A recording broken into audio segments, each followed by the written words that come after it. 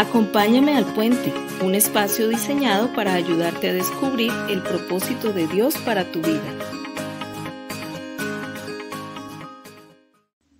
Hola amigos, bienvenidos al Puente de hoy. Hoy vamos a estar hablando acerca del tema Cosas malas a gente buena. Vamos a orar al Señor. Gracias Padre por tu palabra, por el tiempo que nos das para estar en tu presencia, por servirte Señor, porque podemos tener ese privilegio de ser útiles para ti, Señor. Gracias por darnos la oportunidad de trabajar para tu obra, de permitirnos acercarnos a ti, Señor. Tú eres bueno. Te pedimos que nos des paz, Señor, y que nos ayudes y que hoy podamos comprender algo más de tu palabra. En el nombre de Cristo Jesús. Amén. Amén. Bueno, aquí estamos hablando acerca de este tema, cosas malas a gente buena, porque ocurre muchas veces que tenemos esa pregunta: ¿por qué a la gente buena le pasan cosas malas? ¿Por qué a personas que de pronto están sirviendo a Dios o que están buscando hacer lo correcto o corregir errores, por qué les suceden cosas? Pero más de como tal, el saber por qué específicamente suceden es más como saber qué hay alrededor de esto y cómo nosotros podemos superar esos momentos de pronto cuando ocurren cosas que no esperamos. Y dice la palabra acá en el libro de Génesis 4, del 5 al 7. Pero no se preocupen ni se reprochen nada.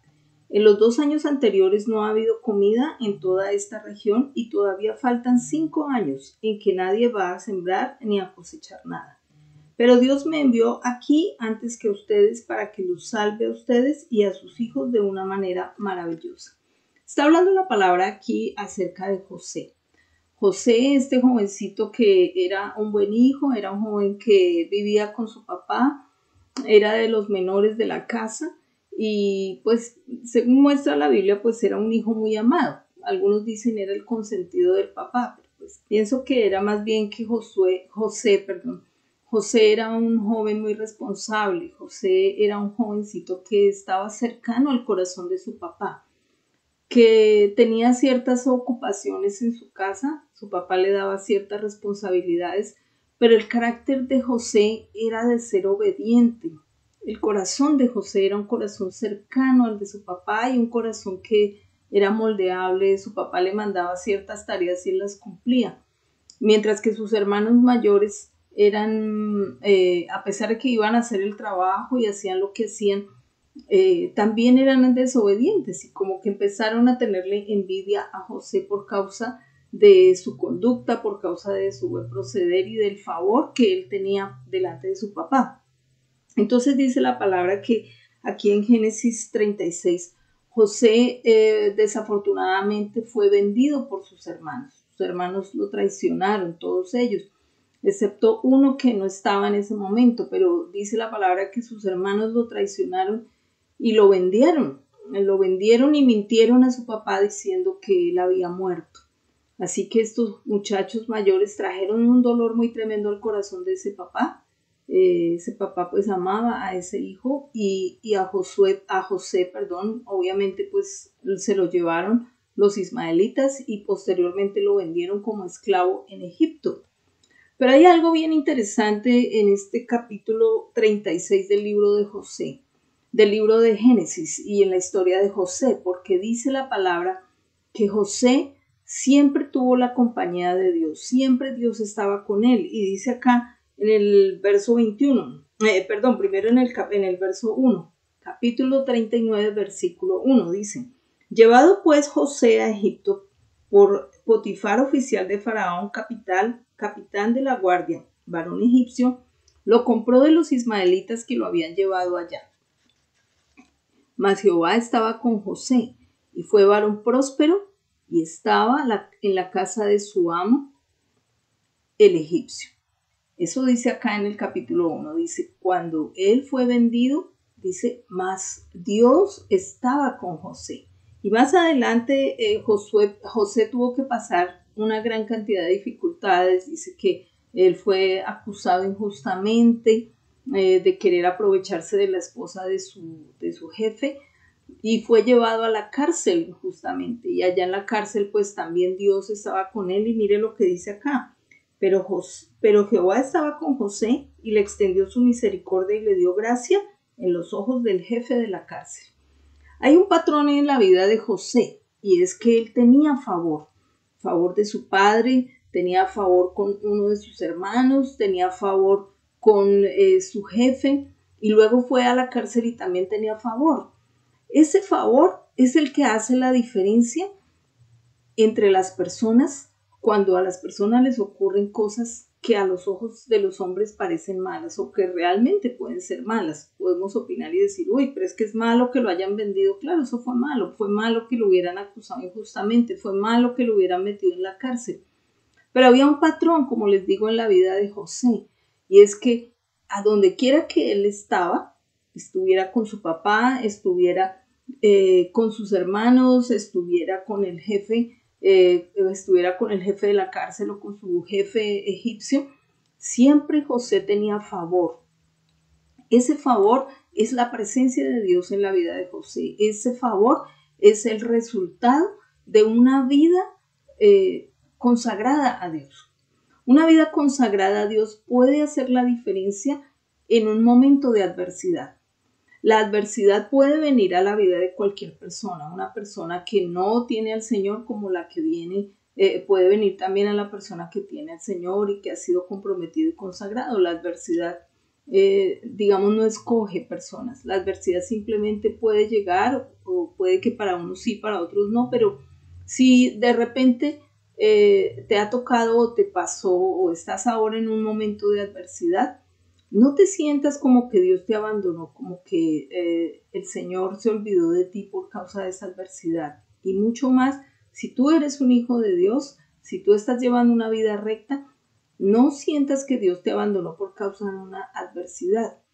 ¿Qué marcó la diferencia en la vida de José durante su adversidad? Lo que marcó la diferencia en la vida de José fue su actitud. En primer lugar, el comprender que José era un joven, como ya les dije, un joven que se había consagrado para Dios. Es decir, él obedecía a Dios bajo cualquier circunstancia, es lo que refleja la palabra. No importaba si José estaba en el pozo, estaba con sus hermanos, estaba con su papá, o estaba en donde el egipcio, o estaba en la cárcel. Digamos que José era una persona estable. Él era el mismo en todo lugar.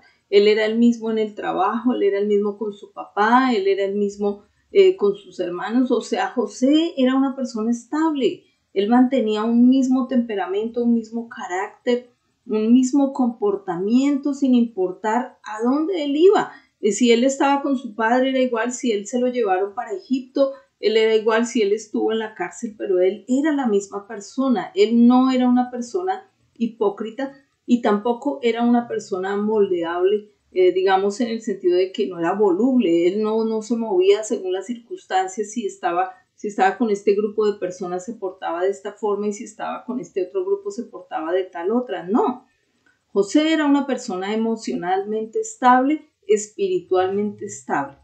Y esa fue una gran ventaja en la vida de José, porque José sabía quién era él ante Dios, él sabía cómo se debía comportar y sabía reconocer a Dios en su vida diaria.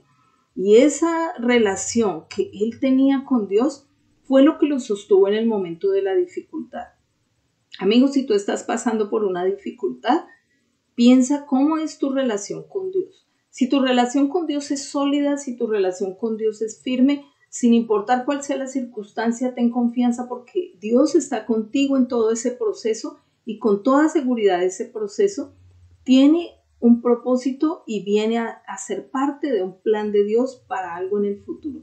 De pronto en este momento tú no lo entiendes, de pronto en este momento estás en el peor momento de tu vida, estás en la peor presión, en la peor circunstancia, pero amigos, seguramente que Dios tiene en toda esa situación un propósito siempre y cuando tú estés con una actitud correcta hacia Dios, siempre y cuando tú estés en una constante comunión con el Señor. Si esa situación te ha pasado y tú dices, pero bueno, yo soy una persona recta, yo oro, yo vivo para Dios, yo hago lo esfuerzo por lo menos por hacer lo correcto y aún así me vino esta situación que no me lo esperaba. ¿Cómo puedo yo confiar en Dios? Amigo, confíe en primer lugar en la soberanía de Dios. en que Dios es soberano y que Él puede controlar y hacer y mover lo que Él necesite mover con tal de que el plan se pueda cumplir. Y Él te está usando a ti como su hijo porque Él confía en que tú puedes superar esta situación de la mano de Él y que tú vas a seguir confiando en Él. Que a pesar de la circunstancia tú vas a superar esta prueba. Por eso Él permitió que tú tengas esta situación. Él confía en ti. Él confía en tu dedicación. Él confía en tu consagración. Él confía en que tú eres una persona firme, una persona estable como José. Que tu confianza en el Señor no va a ser cambiada aunque venga esta circunstancia. Que tú estás poniendo tu vida en las manos del Señor independientemente de la situación. Es eso lo que Dios vio en ti y Él tiene un plan y tiene un propósito. Lo que tú tienes que tener, digamos, de estar al tanto en este tiempo es tu actitud. Que tu actitud hacia el Señor sea de reverencia, de confianza, de fe absoluta en su palabra. Dice la palabra aquí en Romanos 8:28 y sabemos que a los que aman a Dios todas las cosas les ayudan a bien. Esto es, a los que conforme a su propósito son llamados. Amigo, los que amamos a Dios, todas esas cosas nos llevan al final a algo bueno. Eso que parecía malo o eso que en este momento parece terrible, si tú confías en Dios, si tú realmente vives una consagración hacia el Señor, si tú permanentemente estás viviendo en dependencia de Él y todo lo que tú haces va encaminado en honrar al Señor, en corregir lo deficiente, en arreglar lo que está mal, en ponerte a paz con Dios, amigo, ten la seguridad de que todo ayudará para bien, que todo lo que te está pasando tiene un plan de parte del Señor. A José le quitaron básicamente todo en su vida. A José le quitaron su vida entera. Lo arrebataron de su casa en un instante, en el día que él menos esperaba, en el momento que él menos imaginaba. Se quedó sin padres, se quedó sin familia, se quedó sin nada. Y es más, José nunca volvió a ver a su familia hasta que pasaron muchos años. Él incluso había perdido la esperanza de volver a ver a su papá. Había pasado mucho tiempo y él no había podido volver a ver a su familia. Años y años él pasó de esa adolescencia, fue adulto, se casó, todo eso pasó y él no había vuelto a ver a su familia. Entonces fue como tremendo para José. Pero mire lo que dice acá. Dice, a José le quitaron casi todo, pero hay una cosa que a José no le pudieron quitar. Amigo, y a usted le podrán quitar casi todo o tener situaciones difíciles donde usted sienta, me quitaron todo, lo perdí todo, todo se derrumbó acá, no hay nada, todo lo perdí. Pero hay una cosa que nunca te podrán quitar y es que te saquen a ti al Señor de tu corazón. Si el Señor está en tu corazón, amigo, no hay absolutamente ninguna fuerza, ninguna circunstancia que te lo pueda quitar de allí, porque si Dios está plenamente para ti, tu confianza está puesta en Él, aún en esa difícil situación, aún en esa dolorosa situación, en esa difícil circunstancia, tu confianza está en Él. Y si Dios está verdaderamente arraigado en tu corazón, nadie te podrá quitar de ahí al Señor. Te podrán quitar las otras cosas, tal vez las cosas materiales, las cosas emocionales, pero aquí en tu corazón no podrá nadie entrar a quitarte la presencia del Señor. La única forma en que te pueden quitar la presencia del Señor es que tú abras tu corazón y renuncies y lo entregues. Y tú mismo le des la espalda al Señor voluntariamente. Pero con toda seguridad, si tú eres una persona de bien, si tú eres un hombre o una mujer de Dios, una persona consagrada, no hay manera de que nadie te haga cambiar de parecer, incluso si la circunstancia es difícil. Porque incluso sabiendo que viene algo, una situación, si el amor de Dios está en tu corazón, si ese amor y esa reverencia por Él permanece, ese mismo temor al Señor y esa misma reverencia y esa misma fe te van a dar la fuerza para superar la situación. Y al final tú verás que valió la pena, porque dice la palabra acá, el Señor nos va a guardar incluso en los momentos difíciles. Él no va a permitir que nadie nos, digamos que pase la prueba más allá de lo que nosotros podamos superarla. Él tiene el control de la situación, Él cuida a los suyos. Nadie nos arrebatará de su mano nadie nos quitará de allí, nadie podrá apartarnos de su amor. Es lo que dice la palabra, nadie nos podrá separar del amor de Cristo. Y dice acá también en Juan 10, 27 y 28, dice, mis ovejas oyen mi voz y yo las conozco y me siguen. Y yo les doy vida eterna y no perecerán jamás, ni nadie las arrebatará de mi mano.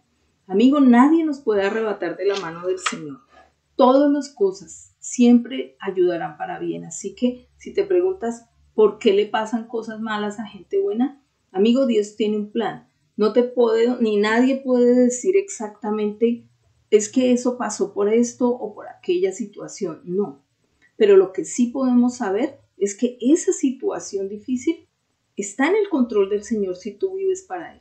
Y si tu corazón verdaderamente está consagrado para Él, tendrás una buena actitud frente a la prueba. Y si tú tienes una buena actitud frente a la prueba, tú pasarás al otro lado, superarás la prueba de la mano del Señor, porque la palabra de Él lo promete así. Nadie nos podrá separar del amor de Dios y nadie nos arrebatará de su mano. Y todas las cosas nos ayudan para bien. La pregunta aquí es, ¿tú te consideras una persona buena? ¿Por qué hago esta pregunta? Porque no podemos basar en nuestro propio concepto la balanza de si somos buenos o somos malos.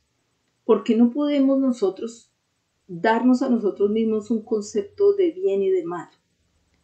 La única persona, el único ser que nos puede dar un concepto de justicia correcta y de verdadera justicia es el Señor.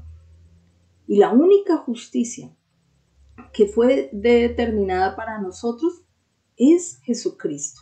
La Biblia dice que Jesús es la justicia de Dios para nosotros. ¿Por qué? Porque ninguno de nosotros es justo, ninguno de nosotros es bueno en sí mismo, ninguno de nosotros es una persona que pueda decir que no ha cometido ni un solo pecado.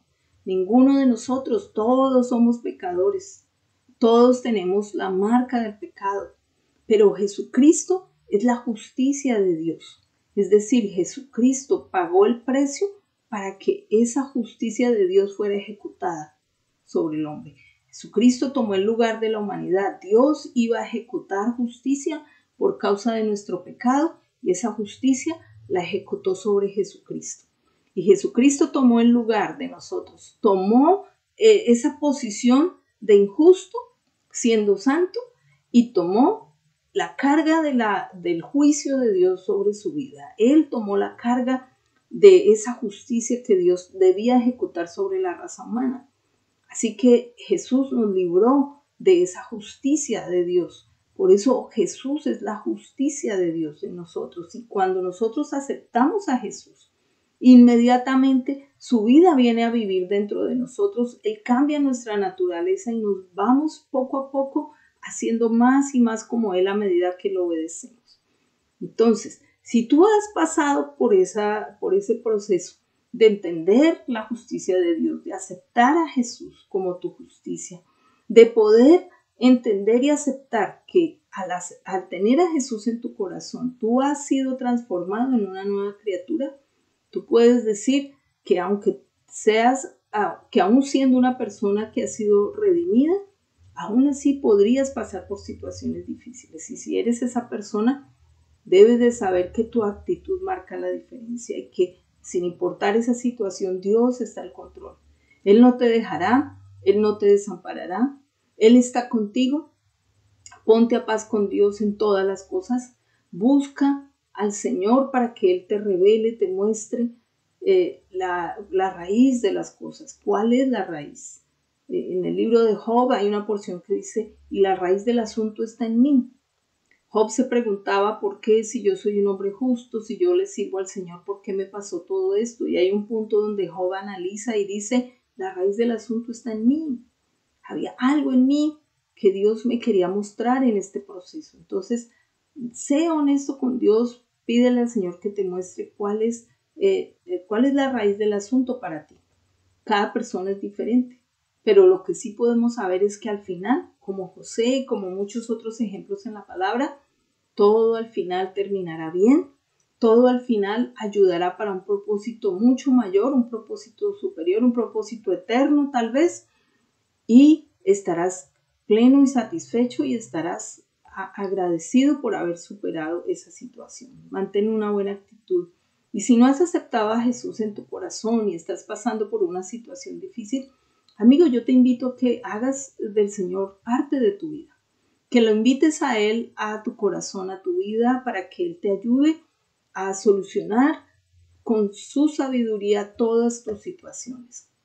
Que de pronto tú dices, yo soy buena y ¿por qué me pasa esto? Bueno, pues tienes que ver si esa bondad tuya está valorada en tu propia opinión o en la opinión de la palabra. Porque si tú te calificas a ti mismo bueno por tu propia opinión o por lo que los demás dicen, puede que estés equivocado. Pero si esas conductas piadosas están calificadas por el testimonio de la palabra, entonces tú puedes a través de la palabra saber si tus conductas son justas o injustas. Es la palabra de Dios, la única autoridad que nos dice y nos da una verdadera y certera referencia del bien y del mal. No podemos tomar referencia del bien y del mal basado en conceptos humanos. ¿Por qué? Porque somos humanos pecadores y para los unos lo que uno está bien, para el otro está mal. Lo que uno dice que es bueno, el otro dice que es malo y viceversa. Pero la palabra de Dios permanece para siempre. La palabra de Dios no cambia. Dios no cambia basado en la moda, las circunstancias, los tiempos. La palabra de Dios siempre ha dicho lo mismo y siempre lo dirá y no cambia. Y eso nos da seguridad en saber que nuestras acciones, cuando son pesadas aquí en esta balanza de la palabra, cuando son filtradas nuestras acciones aquí, podemos tener la certeza de que es real nuestra evaluación. Que si evaluamos nuestras acciones basado en lo que dice acá, en esta palabra que no cambia, en esta palabra que no cambia de acuerdo a la circunstancia, sino que siempre permanece igual, a pesar de los años, a pesar de los muchos seres humanos que han pasado por esta palabra, que la han visto, ella es la misma, no cambia. Entonces, si basamos nuestra bondad o nuestras buenas obras, o obras de justicia o piedad, como quiera llamarlo, en estos principios, puedes tener la certeza de que estás haciendo una evaluación de acuerdo a lo que Dios exige, ¿sí? No de acuerdo a lo que tú piensas, no de acuerdo a lo que opinan aquí o opinan allá. Cada cultura opina distinto, pero Dios es uno solo. Él gobierna sobre todas las cosas. Él rige sobre el universo. No hay nadie por encima de Él. Amigo, yo te invito a que filtres tus acciones a través de la palabra.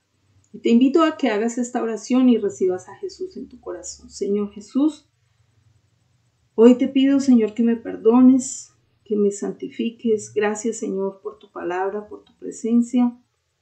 Te ruego, Señor, que me ayudes a conocerte a través de tu palabra.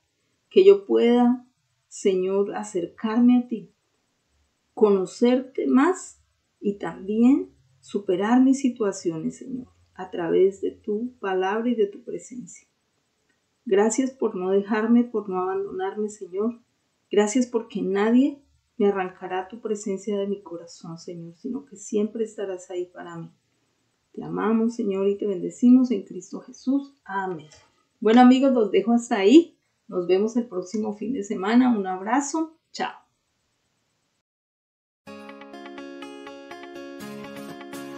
Acompáñame al Puente, un espacio diseñado para ayudarte a descubrir el propósito de Dios para tu vida.